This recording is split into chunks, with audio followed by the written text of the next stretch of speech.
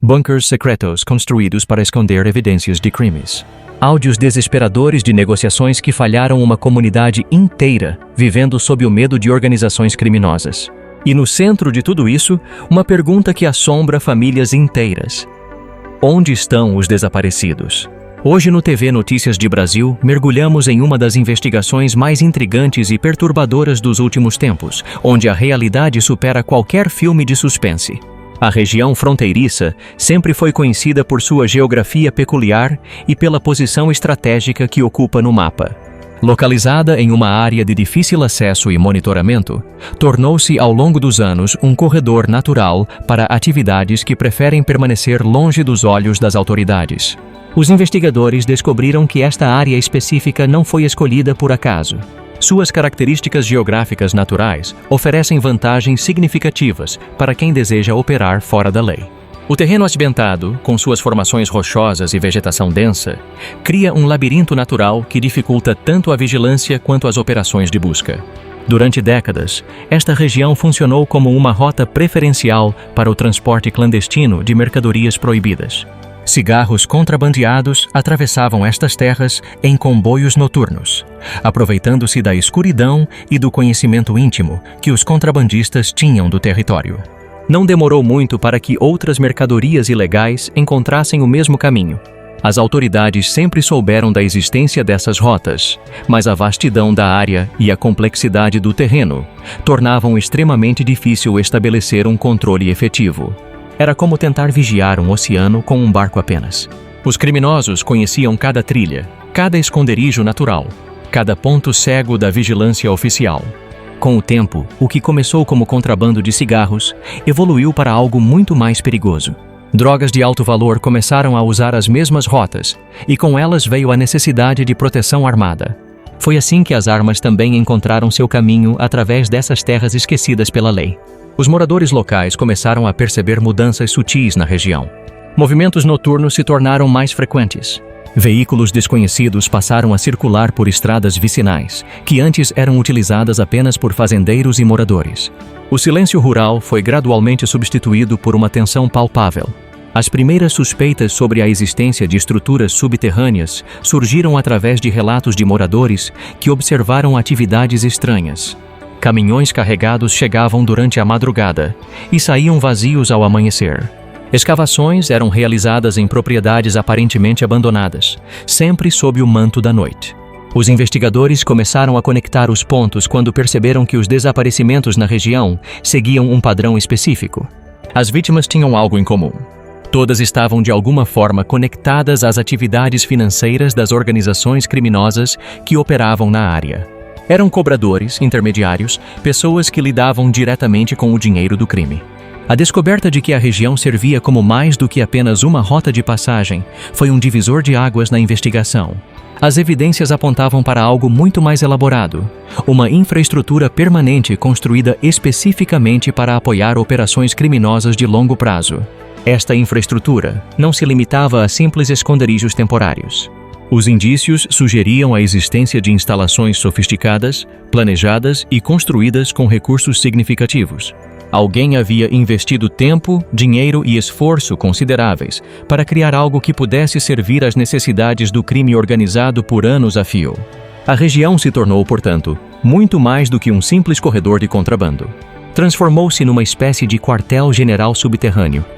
Um complexo onde diferentes atividades criminosas poderiam ser coordenadas longe dos olhares indiscretos das autoridades e da sociedade.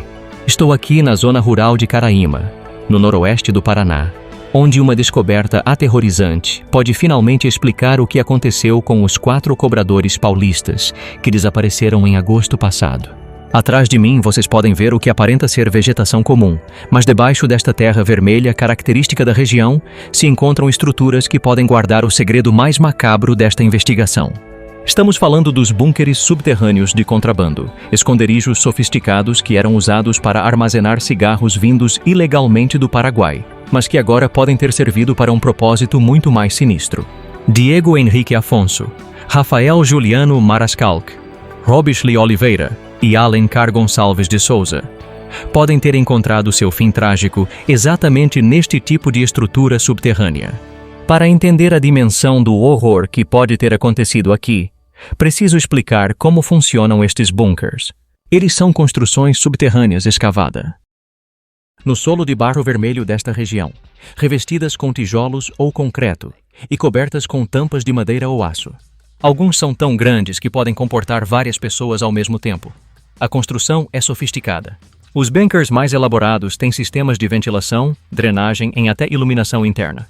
Foram projetados para resistir à umidade e manter mercadorias contrabandeadas em perfeito estado por longos períodos. Mas, segundo a investigação policial, essas estruturas podem ter se tornado câmaras mortuárias para os 4 cobradores.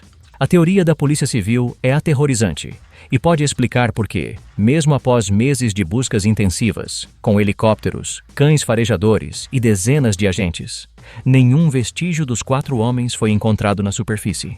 Se eles foram executados dentro desses bunkers, todos os vestígios do crime estariam enterrados metros abaixo do solo.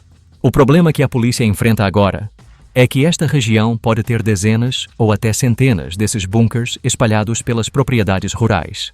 Cada propriedade dedicada ao contrabando tinha seus próprios esconderijos, construídos ao longo de anos de atividade ilegal.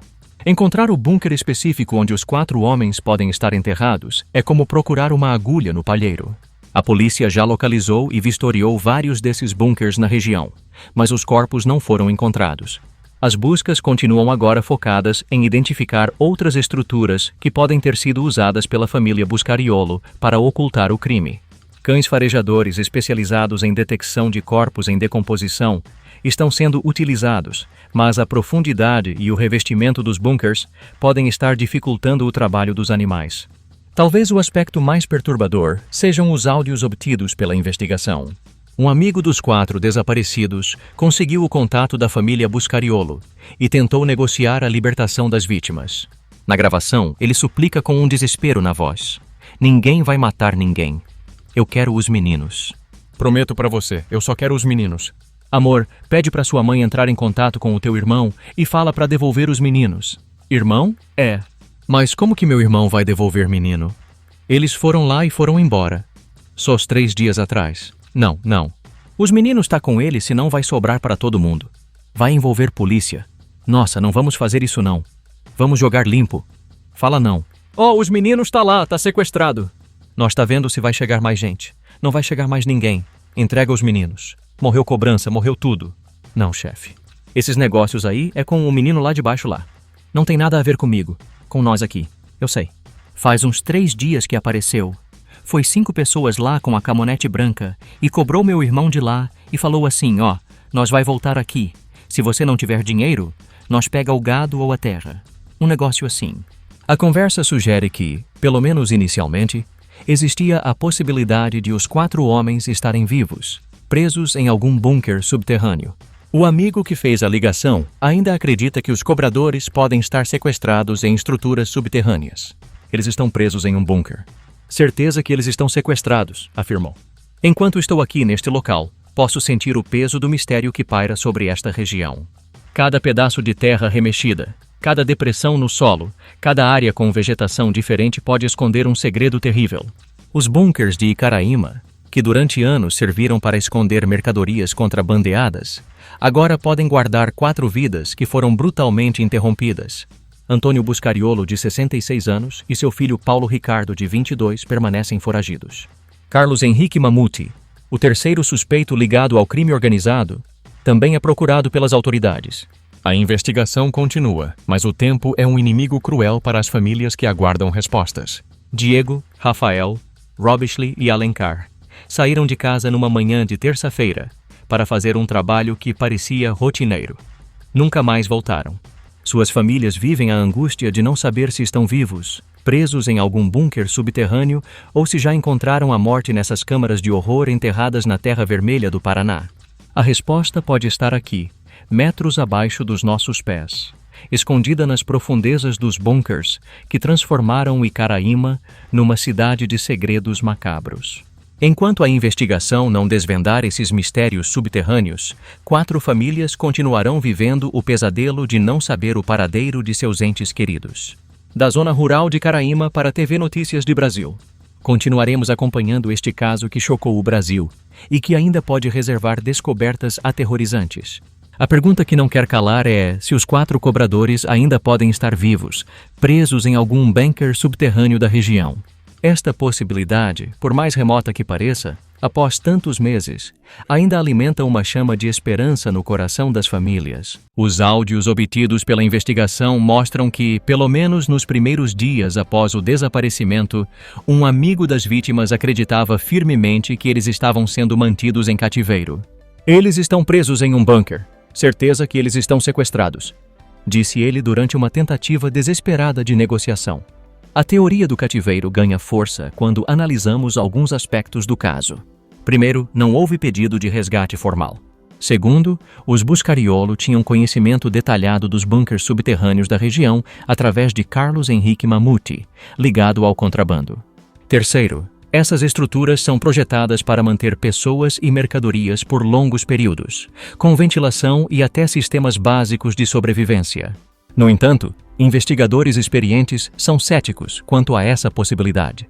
O delegado Gabriel Menezes, que coordena o caso, admite que após tantos meses, sem qualquer sinal de vida, sem pedido de resgate e sem novas pistas, a linha principal de investigação trata o caso como homicídio múltiplo. Infelizmente, todas as evidências apontam para que as vítimas tenham sido executadas, declarou recentemente. A operação de busca pelos corpos continua sendo uma das maiores já realizadas na região noroeste do Paraná. Equipes especializadas da Polícia Civil, Polícia Militar, Corpo de Bombeiros e até do Exército já percorreram centenas de quilômetros quadrados em torno de Icaraíma.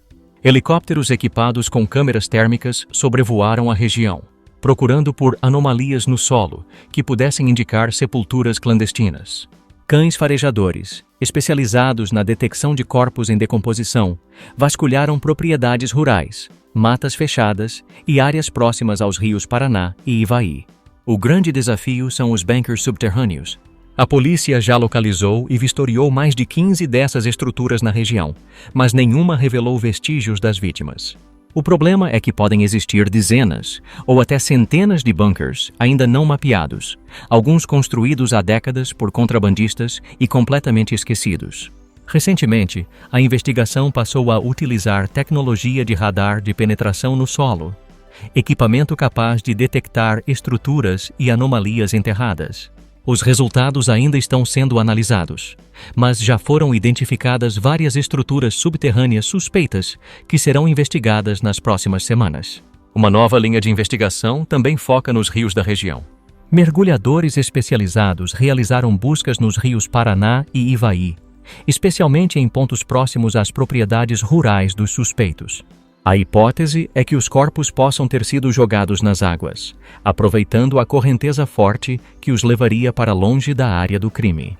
Quanto aos foragidos, Antônio Buscariolo e seu filho Paulo Ricardo, a investigação revela pistas preocupantes sobre o seu paradeiro atual. Segundo informações obtidas pela Polícia Federal, os dois não deixaram o país pelos meios legais. Não há registro de saída pelos aeroportos ou fronteiras oficiais. No entanto, a localização de Icaraía, próxima à fronteira com o Paraguai, oferece inúmeras possibilidades de fuga irregular. A região é conhecida pelas travessias clandestinas através dos rios. Exatamente as mesmas rotas usadas pelos contrabandistas que os Buscariolo conheciam através de Mamute. Investigadores acreditam que pai e filho podem ter cruzado para o Paraguai nos primeiros dias após a fuga, utilizando barcos de pescadores ou contrabandistas. Uma vez em território paraguaio, teriam acesso a uma rede de proteção ligada ao crime organizado, dificultando enormemente sua localização e eventual extradição. Recentemente, surgiram informações não confirmadas de que os foragidos teriam sido vistos na região de Pedro Juan Cabalheiro, cidade paraguaia, próximo à fronteira com Mato Grosso do Sul. A Polícia Federal está investigando essas informações em parceria com autoridades paraguaias, mas até o momento nenhuma prisão foi realizada. Existe também a possibilidade de que os Buscariolo tenham se escondido em algum local remoto no próprio Brasil, aproveitando a vasta extensão territorial do país e a dificuldade de monitoramento em áreas rurais. Carlos Henrique Mamute, o terceiro suspeito, conhece diversos esconderijos na região e pode estar ajudando na fuga. A investigação policial trabalha agora com múltiplas frentes simultaneamente. Uma equipe continua focada na busca pelos corpos, utilizando tecnologia avançada e informações de inteligência para mapear possíveis locais de ocultação. Outra equipe se dedica exclusivamente à caça aos foragidos, analisando movimentações financeiras, contatos telefônicos e possíveis rotas de fuga. A cooperação internacional também foi intensificada. Além do Paraguai, autoridades do Brasil estão em contato com polícias da Argentina e Uruguai, países que poderiam servir de destino final para os foragidos.